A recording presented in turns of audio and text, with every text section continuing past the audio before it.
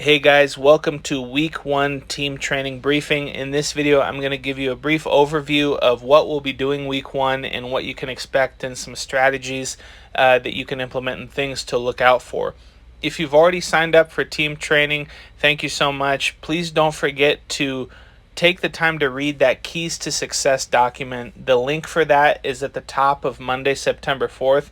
If you haven't already, please take the time to read that because that's going to be really important for you to understand those concepts so that the training can be as effective as possible. If you're not already subscribed to team training and you would like to see what it's about, there is a 7-day free trial that you can either find by going to trainheroic.com and typing in physical preparedness group, and there should be a 7-day free trial that you can sign up for right there, or you can go to the link in my Instagram bio and go to the same place. So the first concept that I want you to remember going into this first week is build, don't test.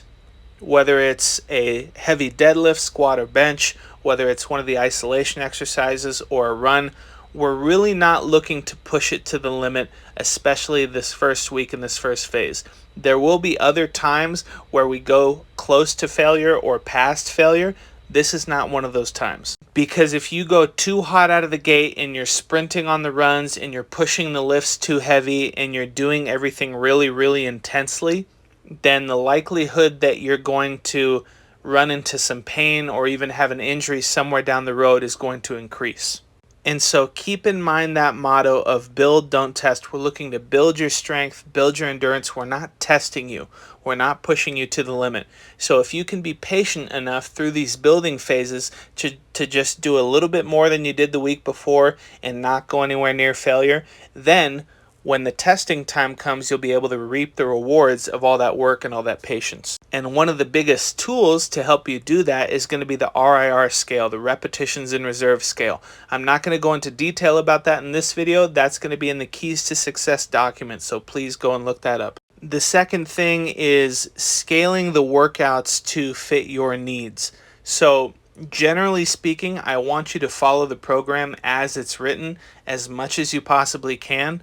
But for some of you, some of the movements may be a little bit too much. For example, you might be used to lifting, but maybe you've never run consistently before, and jumping into the program and doing 2 miles a week might be too much. So an adjustment that you could make to help you have time to adapt and be able to handle the workload of running twice a week is when we do our 400-meter repeats, you could slowly jog those, and then when we have our mile run later in the week, you could just walk that, and that would give your body a little bit more time to adjust, and it's not as intense. Another example of an adjustment you could make if need be is if you've never heavy barbell squatted before and you're not familiar with the form of that or how that would work, or you're not sure if you have the strength to start with a barbell, you could do goblet squats.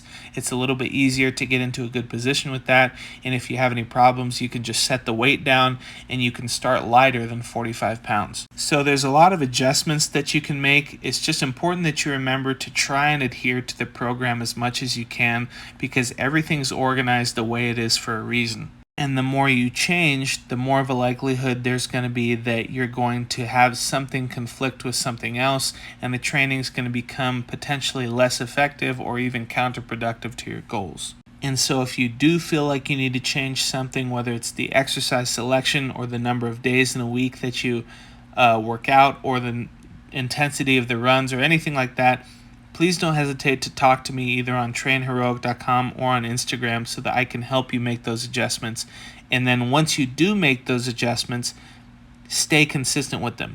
If you're walking instead of running, continue to walk for the remainder of the phase. If you goblet squat instead of back squat, continue to do that for the rest of the phase so that we have continuity of measurement.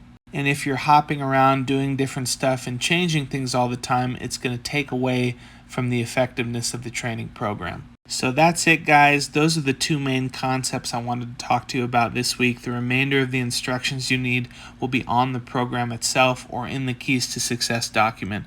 Like I said before, if you need any help, if you're confused about anything or have any questions as to whether or not this program is right for you, please don't hesitate to reach out to me on Train Heroic through the Messenger or on Instagram. Have fun this week, and I will talk to you later.